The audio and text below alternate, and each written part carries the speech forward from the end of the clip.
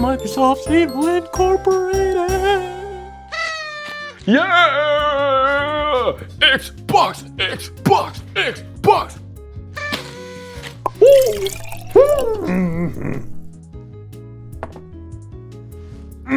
Yo, Xbox, I can't wait for this Xbox 720, bruh. 720, the fuck? I can't wait for you to do this shit. Hey, I just came over here because I wanted to congratulate you, Phil. You guys, we actually did it. Look at these stocks. They're going through the roof, baby. The roof. I told you we were gonna do this. Phil, you're the best man there ever is. Congratulations, everybody.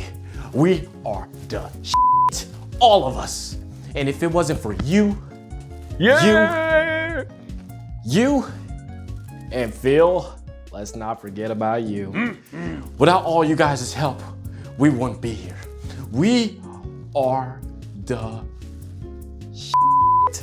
Oh boy, I cannot wait for us to go into the future with this newest console.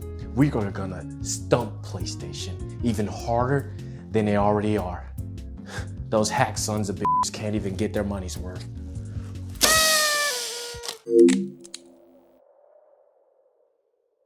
Hey yo, what's up? When I was gone for a bit, I wanted to talk about Xbox before I even made that gotcha video. However, you know how I am with time and all that. But during that time, Xbox Ally was going to be released, and I wanted to jump on the opportunity to talk about what Xbox's new plan was.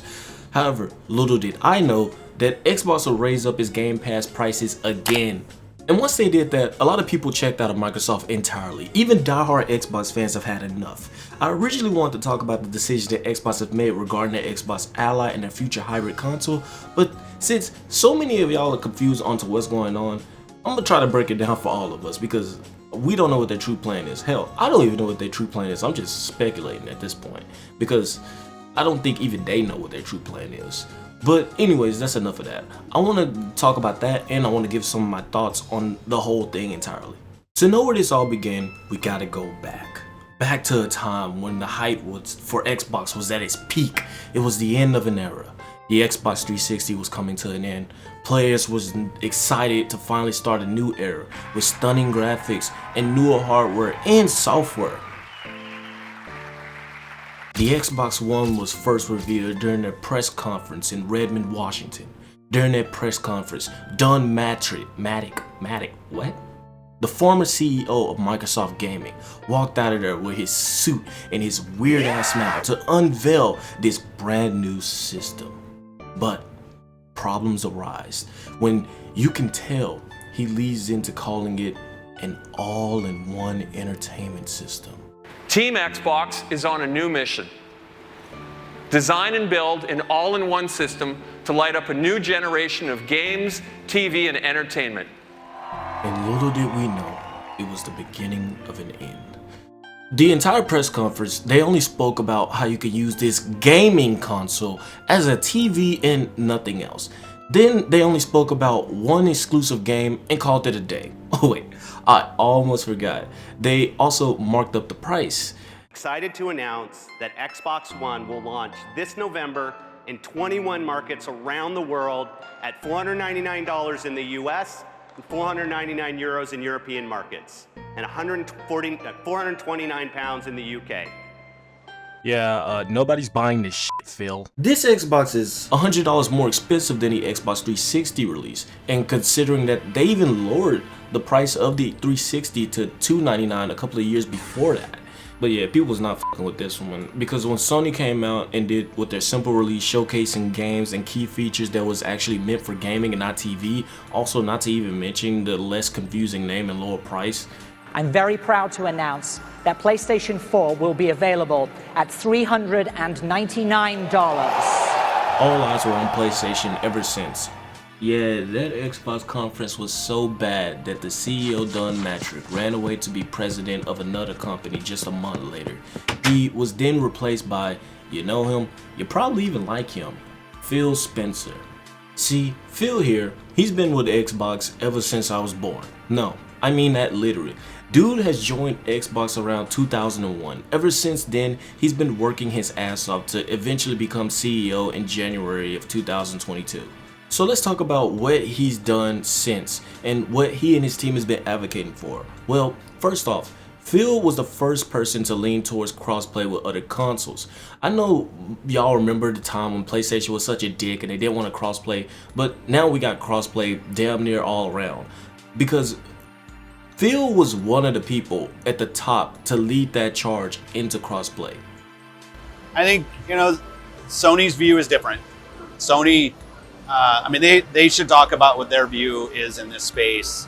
If it's better for gamers, I have a hard time thinking why we shouldn't go do this, especially when you're trying to make the gaming business a bigger business, kind of grow it, get more games, create more opportunity, especially in the indie space, actually. You think if you're creating an online indie game and you're worried about you're going to create 5 shards of your game, the Steam version, the Xbox Live on PC, the Xbox version, the PlayStation version, maybe the Switch version, creates hard matchmaking scenarios, you're managing multiple online, we should help developers, not make their lives more difficult. Phil has also done a big push towards backwards compatibility, which is something I'm low-key a little bit shocked that PlayStation is still kind of lacking on, considering they had so many games on the PS3 that were big, like Little Big Planet 2, Infamous 2, Killzone 2, so many 2s.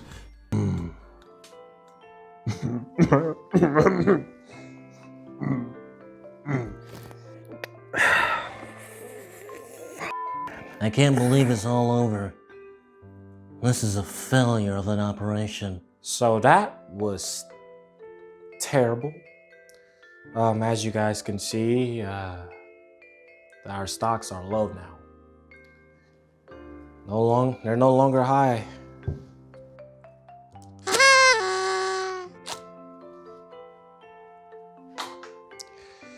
So, what are we gonna do? Any plans? We need something, guys. We can't just keep this shit up. But don't worry. Where's Sarah? Of course. Miracle couldn't play Sarah, so she's not here. Thanks a lot, Miracle. Anyways, I got a few ideas. How about this? Moving on, Phil was a big advocate of Game Pass. So what is Game Pass? Game Pass is essentially like a Netflix-like subscription where you have tons of games at your disposal, right? And you pay monthly to play multiple games. Xbox pushes this aggressively, almost to the point where it's kind of embarrassing.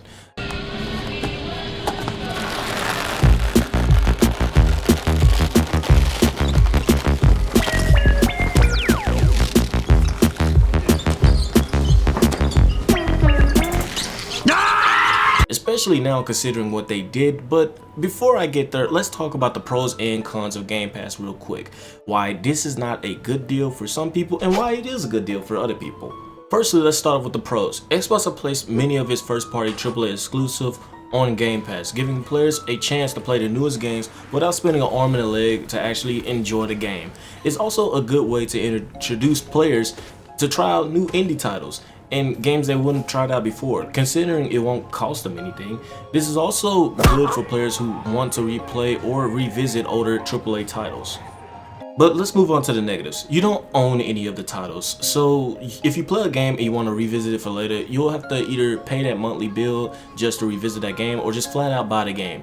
Additionally, a majority of the games in that catalog are just older releases. Some indie games, but not only do those games not stay there forever, they get pulled off of the Game Pass. Yeah, I did not know that. I thought they just stay on there forever, but no. So you have a limited time span to play the games. Game Pass in its early days was a deal that was too good to be true. However, that was a deal that wouldn't last long. That $9.99 turned to $19.99, and now it's currently $29.99. Like $30. That's damn near a full tank of gas, at least for my fat ass car. You could tell that Xbox was trying to match Sony's prices until they was like, yeah, we offer more, so screw y'all. Cha-ching. I mean, there are tiers to this whole thing. However, this last price hike on their final tier was the straw that broke the camel's back, because people are tired of prices going up constantly. Even though the catalog of games on their final tier has gotten bigger, our wallets didn't. So people were pissed off and canceled their subscriptions. I mean, y'all, it was so bad that the Xbox cancellation website wouldn't even load. So why did Xbox raise the prices? Well, they basically said without really saying, we're adding more stuff y'all never really asked for nor needed, so we're gonna raise up the prices to make y'all look stupid. But if you want my answer, personally, I think it was unsustainable to play COD for $19.99 and all these new games that they're releasing. So yeah, that was never gonna last. Okay, as you all know, we have a few ideas here. Let's see. Number one, we can update and upgrade the Game Pass prices. That's what we can do to save our company, because we just bought out Blizzard and they're doing God knows what. So what we could do here is we can possibly upgrade the Game Pass prices and say that they're getting an upgrade. But in reality, they're not getting from us, of course. That's what we do here. I don't know, maybe second, we can possibly, hear me out, we can use a new console. Yeah. We can do a handheld system, but this time we'll do it with ASUS and have them make the console, and we'll just fuck around with the software, call it a Steam, whatever. They can let them play with Steam, I don't care. Third, lastly, and this is the most important thing, raise the prices. Oh yeah, you want to know something else Phil Spencer had a hand in? Well, it was the acquisition of Blizzard Entertainment. Yeah, I almost forgot to mention. Maybe this was a reason why the Game Pass prices went up. Is that Microsoft spent a shitload of money on buying out Blizzard. Microsoft purchased Blizzard a while ago for $75.4 billion. And I think they thought this buyout would make them more money, but that's not what happened. What happened instead is, once they bought them, they didn't really know what to do. So they kind of just dropped some Blizzard games on the Game Pass, released one new mobile game, and then dropped some expansion packs for WoW, and then called it a day. I mean, these motherfuckers then raised up the prices of their consoles for this buyout. Like, damn, man. I'm just playing. I think that was probably the results of tears, if I'm being completely honest. Nevertheless, they're a $1 trillion company. People seem to forget that. I mean, we kind of should have seen this Blizzard thing coming low-key. Xbox has been watering down their developers, man. I'm not saying that they're doing that with Blizzard, but remember Rare Studios, the people who made Conker's Bad Fur Day? Say, little fella, you better get this fat-ass bitch off from my back pronto. GoldenEye 007.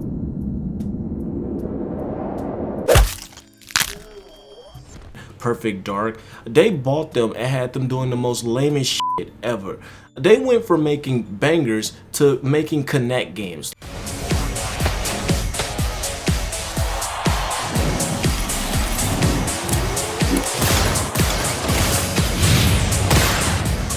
Y'all want to know the weirdest part about this? I don't even remember Kinect Sports at all. I don't even remember that. I remember Kinect Adventures. The only good thing they're known for now is Sea of Thieves, bro. Like, man, it's sad. You add in Bethesda, you add in Xbox's history, Rare, like the amount of franchises that we now have in our portfolio it's kind of inspiring, it's daunting. I feel that we have to be a great custodian. Going back and visiting something that we do it with our complete ability, a motivated team that wants to go work on something and make a difference, not just create something for financial gain or create something for a PR announcement and not deliver.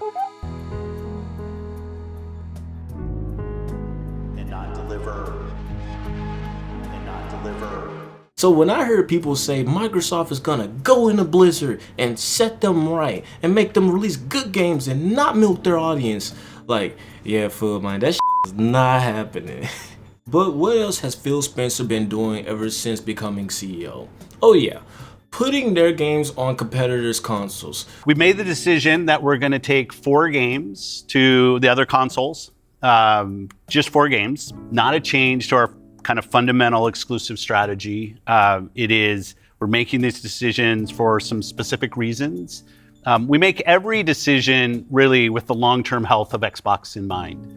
And long-term health of Xbox means a growing platform, our games performing, building the best platform for creators, reaching as many players as we can. We're always looking to learn as a leadership team and to grow. And we think this is an interesting point in time for us to use what some of the other platforms have right now to help grow our franchises. So we're going to do that. So honestly speaking, I have a big problem with this as a former Xbox fan who loves to gatekeep. I'll be so real with you. This is stupid and I hate it, but it's smart for them obviously. Xbox placing their first party main exclusives on other hardware will give them more money rather than just leaving it on Xbox as an exclusive title, which is something they want. However, I was never really a fan how you can essentially play Xbox exclusives on Steam day one and on PC with Game Pass, because that's not how you sell a system. I mean, it's just them holding up the white flag, because my god, dude. At first, Phil said he was going to be sending 4 games to PlayStation. Now it's confirmed to at least be 8. And the thing that gets me is that there are rumors that they are sending Halo over there. Like, my nigga, that is your bitch. What are you doing? That better not be true. Turns out the 8 game I didn't show was Halo. Only showed y'all 7. PlayStation is not even sending over God of War. They gave y'all 1 game back in return. Helldivers. Like, man, I feel so slow if I was Microsoft. Like, you give your friend a gold watch, Gucci shirts, and some purple roses, and they give you back like a $20 Walmart gift card or something. Like, my god, dude. But we are not in a position, and I see it out there, I see commentary that if you just build great games, everything would turn around. It's just not true. I agree to that to an extent. He's right. Exclusives are not console sellers, but they do help alongside good hardware, player satisfaction, key new features, and a large category of games. Also, if you stop giving your players other options, maybe they will buy your goddamn system. But alongside that, release new games. Man, I'm just worried that this might get rid of Xbox and they'll just end up like Sega, because lending out your exclusives and being so open and nonchalant about it is just insane to me. What else has Phil been talking about as Xbox CEO? I mean, he acknowledges that Xbox isn't doing well. His solution, one of them is Xbox Play Anywhere. So what is Xbox Anywhere? Xbox Anywhere is exactly what the name implies. You can seamlessly play Xbox games even if you don't have the system on standby, whether it's on PC or on your phone using the cloud. Not only does it keep your progression from console or PC and transfer it over, you can just literally play it whenever you want to. This is a cool concept, but I see a problem with this. First off, not all games are compatible, and another thing, this feature seems to only be designed for die-hard Xbox fans. And what do I mean by that? I mean, if you own an Xbox and a PC, what would really be the point of this feature if you have the console? Unless you really want to use mouse and keyboard to play a certain game, or Lord forbid, the cloud on mobile. I'm guessing it's them trying to push the idea that Xbox can be anywhere eventually on PlayStation and Nintendo, because at this point, if Xbox can put Game Pass on their platform, they would. So where does that lead us now? The Xbox Ally is their semi-console that's essentially a prototype of what their new console will look like. And it's also a way to give Xbox Anywhere some legitimacy. But people are less happy about this system for a few reasons. Firstly, it is not an official Xbox system. This is really just an ASUS device with Xbox software slapped onto it alongside a logo. Also, the prices for these consoles are way too high, especially here in America. $600 for a standard bitch version and $1,000 for the super cool version. I know that there are people who are deep into portable handheld systems, but with that $600 price as the minimum is crazy for a prototype Xbox hybrid, and it's also not that realistic for someone to even buy. I'm sure parents would rather buy their child a Switch 2 because it's cheaper and it's not such a niche. Xbox doesn't know what to do anymore. They said they're gonna stop focusing on consoles, but then they raised the prices of the current console and then promised a new console with the power of AMD. Xbox then says they're focused on games. Then they closed the Hi-Fi Rush developer studio, Tango Gameworks. The only reason that Hi-Fi Rush is still good now is because Crafton saved their ass. Microsoft then did a bunch of layoffs, which led to the Perfect Dark's upcoming game getting axed and many other games getting delayed. Xbox says they're all in for transparency, but when they increased the Game Pass prices, no one was there to be seen.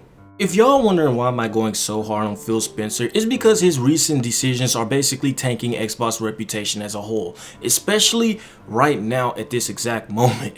I don't think his way right now is the right way to go with Xbox, even though I think he's a likable person, especially after watching tons of his interviews. In my opinion, he wants what's best for the gaming industry rather than the Xbox One console and the brand itself.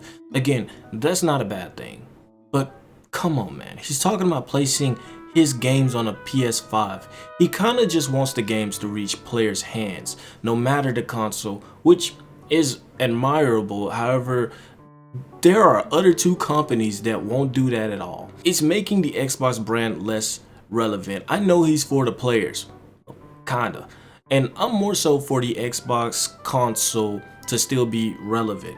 Hey yo, what's up? Editor Mario here. I just want to say this real quick.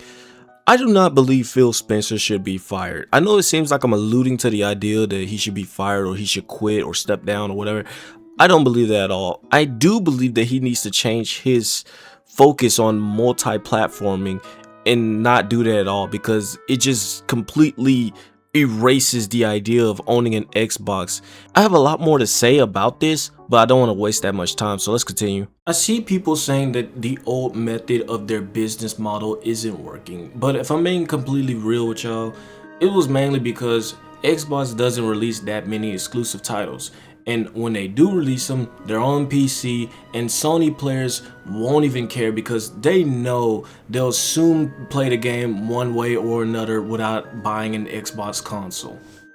Overall, I don't think Xbox is dead, but man, they are bleeding slowly. I mean, it's gotten to the point where their supposed budget Xbox One S almost costs more than the system itself if you're including the payments you make for their highest tier of Game Pass for a full year.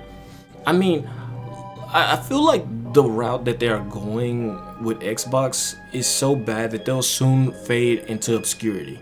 The first time, let me now unveil Xbox.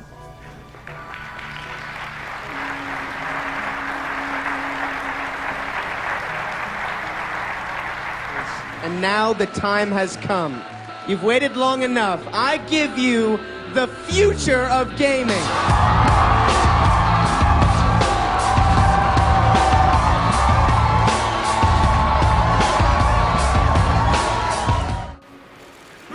Ladies and gentlemen, introducing Xbox One. The TVs. TV, watch TV. TV. Television. TV. Television, television. TV, TV, TV. Television, television, television. Television. TV. Television. We lost the worst generation to lose in the Xbox One generation, where everybody built their digital library of games. But hey, maybe I'm wrong. Maybe since the next system is going to be a hybrid, it will be good, but honestly, I don't know. And especially since the Steam machine is coming out soon, but then they said that's going to be priced like a PC, and there are rumors right now that Xbox is going to raise up their console prices yet again because RAM is getting expensive because of AI, even though they put so much money into AI, causing these AI people to build more AI factories. But anyways, forget all that. As a former Xbox fan, I gotta say that this is a sad situation to look at from the outside. But let me know what you think. Do you think Xbox is gonna survive? Probably not. But but let me know what you think in the comments. Do you think Xbox got this in the bag for the next generation? Will they actually catch up? Or is it all over for your boy? But don't forget to like and subscribe, and I'll see y'all later. Yes, raise the prices of the consoles. Of course. What do you think, Phil? What do you think? Objection! I got some words to say about this.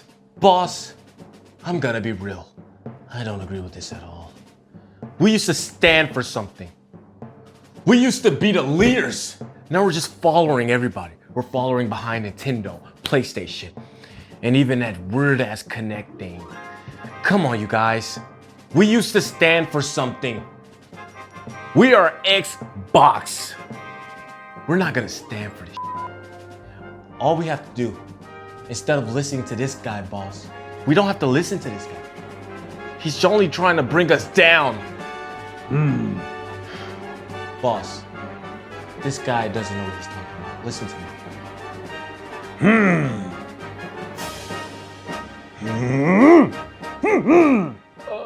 The fuck?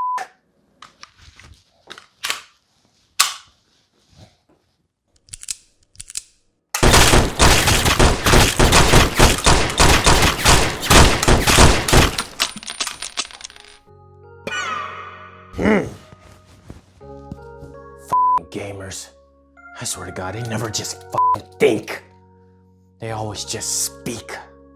Those fucking disgusting people. Scum of the earth, I might say. Alright, y'all. Anyways, this was a very productive meeting. Thank you, Phil, for showing yourself. You're good as always. We're just gonna go ahead and put all of these in effect. See you later. Everybody have a nice night. Okay, all right. Team Xbox. Right? Right. Cocksuckers.